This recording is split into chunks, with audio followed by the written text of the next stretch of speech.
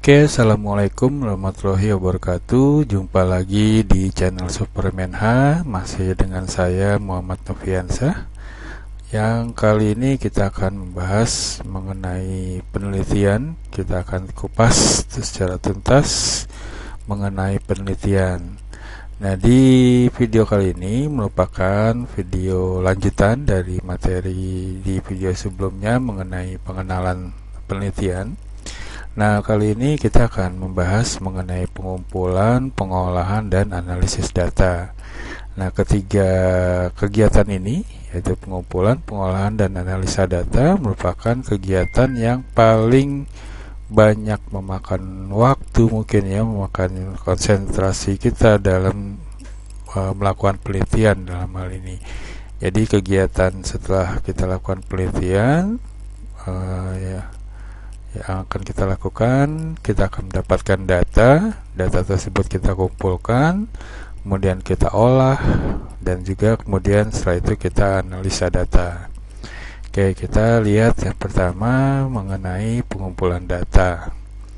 Nah, dari penelitian yang akan kita cari pasti adalah sebuah data gitu ya, data yang akan kita kumpulkan. Apa sih pengumpulan data itu? Nah, pengumpulan data itu merupakan prosedur yang secara sistematis dan standar. Ya, jadi dalam hal ini yang dilakukan suatu prosedur yang sudah direncanakan dan ada standarisasinya gitu ya dalam pengumpulan data tersebut, yang gunanya nanti digunakan untuk memperoleh data yang diperlukan dalam suatu penelitian kita dalam hal ini. Jadi data kita kumpulkan yang memang sebelumnya sudah kita rencanakan gitu ya, dengan metode apa dan sebagainya. Nah, itu teknik pengumpulan data. Nah, metode-metodenya apa aja nih yang bisa kita lakukan sebagai seorang peneliti untuk melakukan pengumpulan data? Ada 4 teknik atau ada 4 metode yang bisa digunakan untuk melakukan proses pengumpulan data ini. Yang pertama ada yang disebut dengan observasi atau pengamatan langsung. Kemudian ada wawancara atau interview. Kemudian berikutnya ada studi kepustakaan. Kemudian keempat, menggunakan daftar pertanyaan. Nah, nanti kita akan bahas satu persatu nih mengenai teknik-teknik atau metode dalam pengumpulan data. Oke, yang pertama kita masuk ke pengamatan langsung atau observasi. Dan sini yang dilakukan pengamatan langsung terhadap kegiatan yang diteliti, gitu ya. Jadi kita melakukan observasi atau mengamati secara langsung. Gitu. Kemudian pengamatan yang termasuk dalam teknik pengumpulan data seperti apa? Karena mungkin kalau kita katakan observasi atau pengamatan langsung, sama nggak sih, kita timbul pertanyaan, sama nggak sih suatu pengamatan secara langsung nih atau observasi dengan kita melihat suatu benda misalkan, sama-sama mungkin menggunakan indera panca indera mata, mungkin ya, mata gunakan untuk mengamati langsung gitu. Beda atau sama nih pengamatan langsung, observasi dengan melihat seperti biasa, seperti itu. Nanti kita lihat apa perbedaannya. Kita lihat yang termasuk dalam teknik pengumpulan data dengan pengamatan langsung seperti apa. Yang pertama, pengamatan digunakan untuk penelitian dan telah direncanakan secara sistematis. Nah, jadi mungkin kalau pengamatan kita udah lakukan atau udah kita rencanakan dulu nih, siapa yang akan kita amati, apa aja yang akan kita amati, kapan waktu-waktu yang cocok yang akan kita lakukan pengamatan tersebut. Beda dengan melihat tadi ya, kalau perbedaan tadi dengan melihat secara langsung ya bisa kapan aja gitu, tanpa direncanakan pun juga bisa. Itu yang pertama. Yang kedua, pengamatan harus berkaitan dengan tujuan penelitian yang telah direncanakan. Seperti tadi udah direncanakan, siapa, di mana, kapan dan sebagainya, itu udah harus direncanakan agar pengamatan tersebut atau observasi dapat berjalan dengan baik. Yang ketiga, pengamatan dicatat secara sistematis dan dihubungkan secara proposisi umum. Oke, jadi kalau pengamatan langsung atau observasi ini yang kita lihat, yang kita temukan itu kita lakukan pencatatan. Nah, pencatatannya mungkin bisa menggunakan banyak metode ya, bisa kita catat secara langsung atau bisa kita merekam audio, kita catat apa yang kita amati, kita catat secara audio, atau bisa kita menggunakan teknik yang mungkin lebih mudah sekarang dengan menggunakan rekaman atau video. Nah, itu kita bisa juga melakukan pencatatannya berupa video. Jadi kita mengamati sambil kita merekam suasana atau sebagainya dalam bentuk video. Nah, itu juga termasuk pengamatan langsung. Yang keempat, pengamatan dapat diperiksa atas validitas dan reliabilitasnya. Jadi pengamatan tersebut ya memang valid terhadap terhadap penelitian yang kita sedang jalankan ini. Oke, itu tadi pengamatan langsung atau observasi. Metode berikutnya bisa kita lakukan adalah wawancara atau interview. Apa sih wawancara atau interview ini? Nah, ini proses untuk memperoleh keterangan dengan tujuan penelitian dengan cara tanya jawab dan bertatap muka antara si pewawancara dan si penjawab ataupun responden. Gitu ya. Jadi kalau kita lihat bertatap muka dan bertemu langsung gitu ya, bertatap muka dan ada tanya jawab antara pewawancara dan responden. Nah, itu yang disebut dengan wawancara. Mungkin akan timbul pertanyaan, apa bedanya wawancara dengan kita berbicara dengan teman seperti berbicara istilahnya ngobrol gitu ya. Bedanya apa wawancara dengan ngobrol tadi itu? Nah, sama-sama melakukan, ada si bertanya, ada yang menjawab dan sebagainya. Nah, mungkin untuk memudahkannya, perbedaannya kalau wawancara itu proses tanya jawab antara si pewawancara dan responden. Kalau kita ngobrol biasa, mungkin ada yang bertanya atau menjawab, itu dilakukan secara bergantian.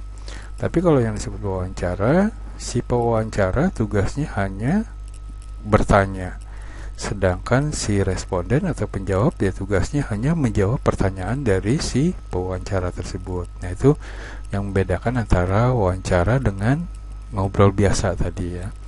Dan juga yang membedakan antara wawancara, ini mempunyai ciri khas. Jadi wawancara yang dilakukan menggunakan alat gitu ya, alat yang disebut dengan interview guide atau panduan wawancara.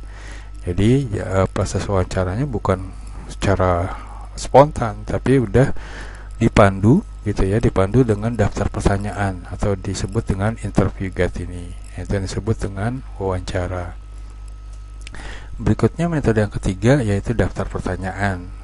Ini biasanya berupa pertanyaan-pertanyaan, baik itu tertulis gitu ya, biasa, tapi umumnya memang secara tertulis. Nah, daftar pertanyaan ada dua macam.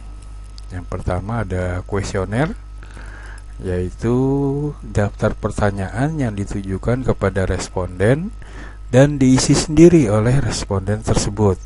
Nah, itu kalau kuesioner.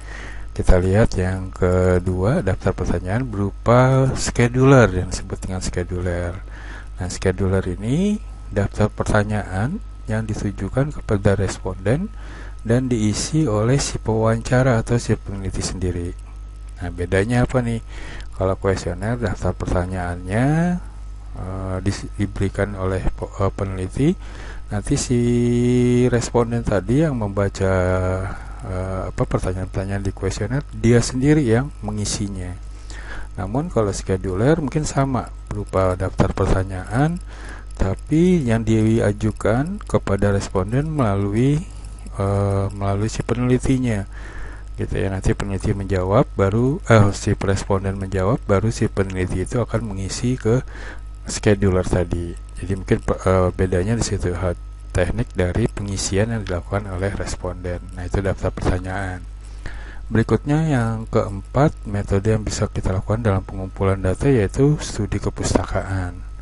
Nah, ini kalau dari namanya berarti kita mencari literasi nih, cari literatur yang berkaitan dengan penelitian kita. Kita lihat studi pustaka, yaitu mencari literatur yang berisi teori-teori yang berkaitan dengan masalah yang akan dibahas. Nah, ini studi pustaka. Kemudian studi pustaka itu sebagai sumber data sekunder atau secondary data atau data penunjang gitu ya, data penunjang dari penelitian kita, yang tentunya ada data primer kan, data primer dari objek penelitian yang mengalaminya langsung misalkan, itu data primer. Sedangkan di studi perpustakaan umumnya kita cari adalah data sekunder aja atau data penunjang aja, yang termasuk di dalamnya bisa berupa data publik, data yang berasal dari internet, dari website misalkan, atau dari dokumen pemerintah, jurnal, kemudian ada misalkan ada surat kabar atau koran di suatu waktu tertentu jadi masa lalu misalkan, bisa kita lihat itu sebagai data sekunder dari studi kepustakaan. Nah, itu 4 metode atau 4 teknik yang bisa kita lakukan dalam melakukan pengumpulan data. Oke, kita lanjut. Berikutnya adalah analisa data. Nah, analisa data ini sebenarnya analisa yang dilakukan setelah kita melakukan pengumpulan data dan diolah. Maka saya masuk sini ke analisa data dulu. Nah, yang dilakukan dalam menganalisa data merupakan bagian amat penting dalam metode ilmiah, ya, dalam suatu penelitian. Karena dengan analisa data ini dapat diberi arti dan makna yang berguna untuk memecahkan masalah penelitian. Nah, data mentah, data yang dikumpulkan gitu ya, data yang mentah, yang dikumpulkan, kemudian nanti yang setelah diolah, nah itu disebut masih data mentah, yang data yang masih masih abu-abu lah, misalkan seperti itu ya, masih belum kita bisa tarik kesimpulan kalau dalam suatu penelitian. Nah, ini data mentah yang dikumpulkan oleh peneliti tidak akan ada gunanya jika tidak dianalisa. Nah, ini proses analisa tadi ya. Data mentah tersebut diklasifikasikan untuk memudahkan dalam pengolahan ataupun analisa data. Nah, itu analisa datanya. Berarti setelah analisa data, biasanya nanti diinterpretasi, baru kita bisa tarik suatu kesimpulan dari penelitian kita. Oke, berikutnya kita masuk di pengolahan data. Ini pengolahan data dilakukan biasanya setelah kita lakukan pengumpulan data. Apa aja nih yang bisa kita lakukan, atau tahapan-tahapan apa aja yang dijalankan dalam pengolahan data? Yang pertama yang kita lakukan, kita mengedit data, proses editing. Nah, di sini setelah data tersebut kita udah kumpulkan, gitu ya, data tersebut kita edit dulu nih. Kita edit atau bisa kita katakan kita sortir ya, kita sortir data tersebut yang setelah kita kumpulkan sebelum kita lakukan proses pengolahan data. Ada hal-hal penting yang harus diperhatikan dalam mengedit data. Pertama, kita lihat data yang kita kumpulkan apakah sudah lengkap dan sempurna. Ya, kalau kelengkapannya sudah sempurna, baru kita ke tahap berikutnya. Kemudian kalau data tersebut sudah lengkap dan sempurna, apakah data tersebut yang kita sudah kumpulkan itu jelas, cukup jelas, ya dapat dipahami dan sebagainya, ataupun juga konsisten. Nah, itu datanya lengkap dan jelas. Kemudian berikutnya, apakah ada jawaban yang tidak sesuai. Nah, bagaimana nih kalau kita menemukan ada jawaban, atau di kuesioner misalkan kita menggunakan kuesioner, dari 50 kuesioner kita sebar, ada misalkan 2 nih tidak jelas nih jawabannya, asal gitu ya, jawabannya terlihat asal dan sebagainya. Nah, itu bagaimana kita lakukan? Nah, itu dalam proses editing bisa aja, yang paling memungkinkan bisa kita tidak gunakan 2 data tersebut. Berarti data kita, respondennya berjumlah tadi 50 kurang 2 misalkan, jadi 48 responden kita. Nah, itu proses editing. Proses berikutnya yaitu proses coding atau mengkodekan data. Jadi data yang sudah kita tadi editing berarti udah terlihat lengkap, sempurna, jelas gitu ya, dan sudah sesuai jawabannya. Nah, kita lakukan pengkodan. Pengkodan di sini maksudnya kita berikan kode. Kita pemberian kode pada jawaban yang penting gitu ya. Kita berikan kode jawaban. Misalkan kalau kuesioner ada pertanyaan tidak setuju, setuju, ragu-ragu, setuju, dan sangat setuju misalkan. Nah, itu bisa kita kasih kode. Misalkan tidak setuju nilainya 1, sangat tidak setuju nilainya 1, tidak setuju 2, ragu-ragu 3, setuju 4, sangat setuju 5 misalkan. Itu bisa kita kasih kode-kode seperti itu, karena itu nanti akan berguna, apalagi kalau kita lakukan nanti menggunakan komputer. Dalam ini software bisa berupa software dalam penelitian, ada MATLAB, ada SPSS misalkan seperti itu. Nah, itu akan lebih berguna pastinya dalam melakukan coding. Nah, pemberian kode ini bisa dilakukan dengan melihat jenis pertanyaan dan jawaban dari pertanyaannya. Nah, itu tahap kedua tuh yang kita lakukan dalam pengolahan data. Sini kita lakukan pengkodingan gitu ya, atau mengkodekan data, atau kita beri kode setiap jawaban-jawaban yang kita dapatkan. Berikutnya yaitu kita buat tabulasi. Jadi dari jawaban-jawaban tadi contohnya 48 kuesioner kita kumpulkan dalam satu tabulasi, berbentuk tabel. Kita buat tabel gitu ya, kita masukkan data-data tersebut dalam tabel. Ya, mungkin kalau dengan komputer bisa kita gunakan Microsoft Excel gitu ya. Nah, itu kita masukkan jawaban-jawaban tersebut agar saat kita melihat data tersebut yang sudah dilakukan dalam tabulasi akan lebih mudah lagi. Nah, sini proses membuat tabulasi, memasukkan data ke dalam tabel dan mengatur angka-angka sehingga mudah dalam menghitungnya nanti. Karena kita misalkan akan menggunakan komputer, misalkan SPSS dan lain sebagainya. Nah, berikutnya setelah kita buat tabulasi, kita lakukan analisa data. Nah, sini prosesnya kita lakukan penyederhanaan data dalam bentuk lebih mudah dibaca atau diinterpretasikan. Misalkan tadi dari tabulasi tadi kita akan peroleh lebih banyak mana sih jawabannya untuk setiap pertanyaan, apakah sangat setujunya lebih banyak misalkan, dan sebagainya. Nah, itu bisa kita lebih mudah lagi dalam menganalisanya. Berikutnya yang kita lakukan yaitu kita penafsiran atau interpretasi. Nah, ini data yang kita analisa tadi kita tafsirkan gitu ya. Nah, ini penjelasan yang lebih terperinci mengenai arti yang sebenarnya dari materi yang dipaparkan. Jadi nanti hasil dari interpretasi kita generasi, biasanya nanti akan memudahkan kita menarik suatu kesimpulan pastinya. Oke, itu tahapan-tahapan yang dilakukan dalam pengolahan data gitu ya. Oke, kita lanjut ke materi kita berikutnya mengenai analisis deskriptif. Nah, ini bagaimana suatu penelitian yang kita lakukan, hasil datanya kita kumpulkan, kita olah, bukan berbentuk angka gitu ya, tapi hanya penjabaran aja, hanya penjabaran. Nah, itu kita tidak bisa lakukan seperti menggunakan uji statistik gitu ya, kalau ini yang disebut dengan analisis deskriptif. Jadi hasil data yang kita peroleh hanya berupa penjabaran atau penggambaran dari suatu kejadian misalkan. Nah, itu kita gunakan yang di sini disebut dengan analisis deskriptif, yaitu transformasi data mentah menjadi suatu bentuk yang memudahkannya untuk dipahami serta diinterpretasikan, termasuk pengaturan, pengurutan, datanya diurutkan, dan juga manipulasi data untuk menghasilkan informasi deskriptif.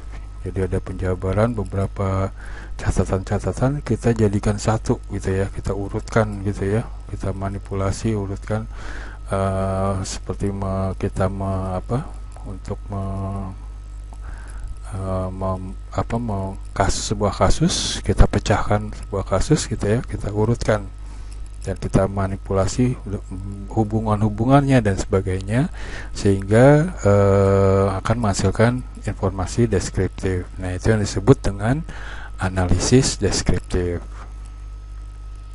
Nah, analisis deskriptif biasanya dilakukan pada suatu penelitian kualitatif. Di sini ini yang disebut dengan penelitian kualitatif. Kita lihat mengenai penelitian kualitatif. Nah, penelitian kualitatif kita lihat definisinya. Ada dua definisi yang bisa kita bahas di sini berdasarkan definisi dari Bogdan dan Taylor.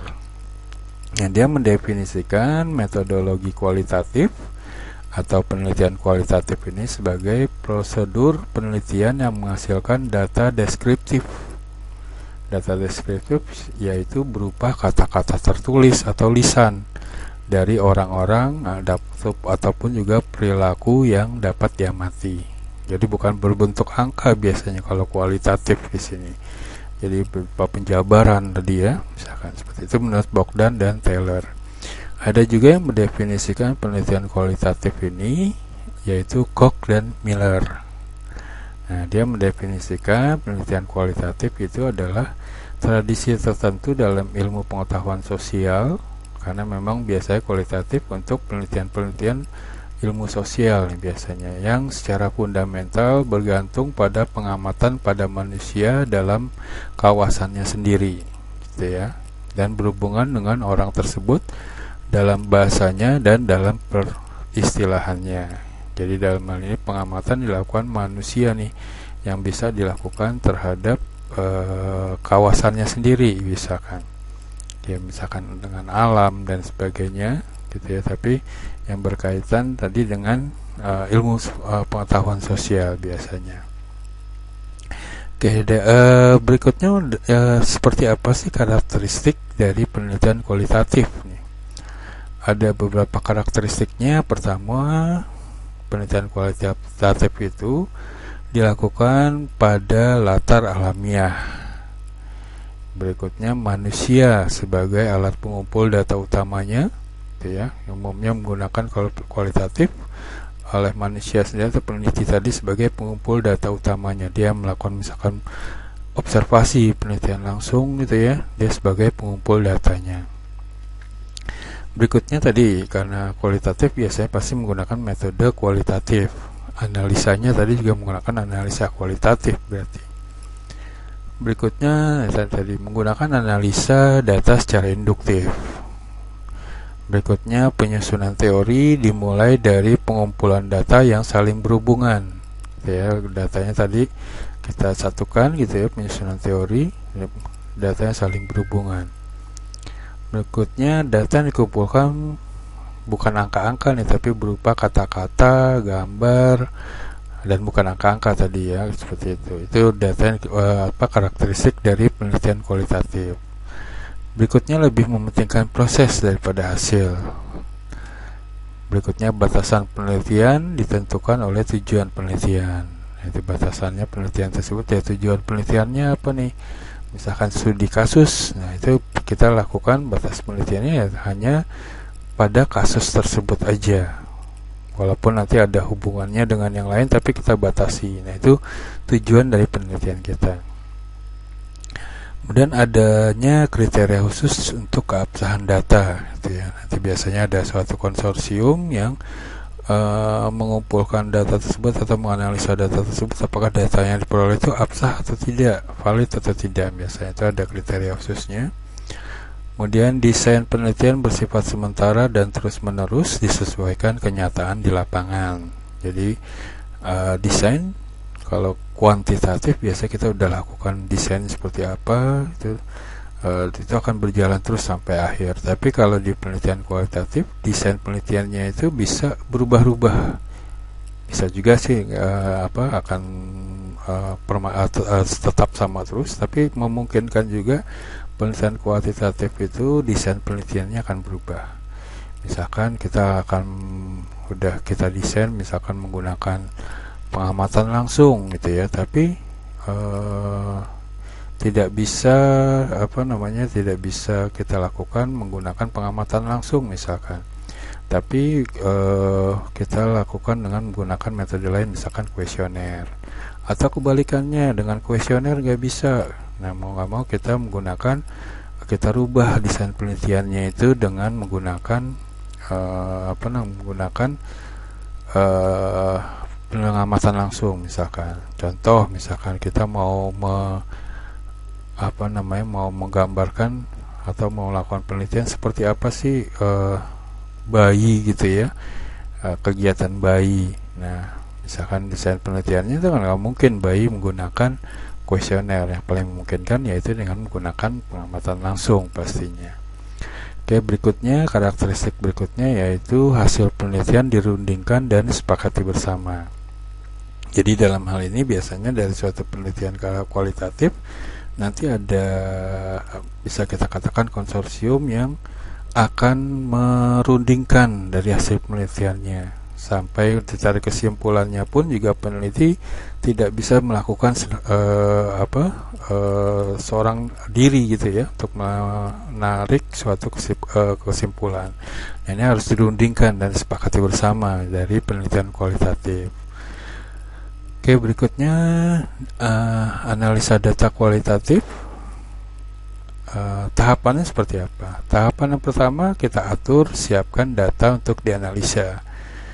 Sama ya seperti tadi ya, setelah dikumpulkan kita atur datanya, kita siapkan untuk dianalisa.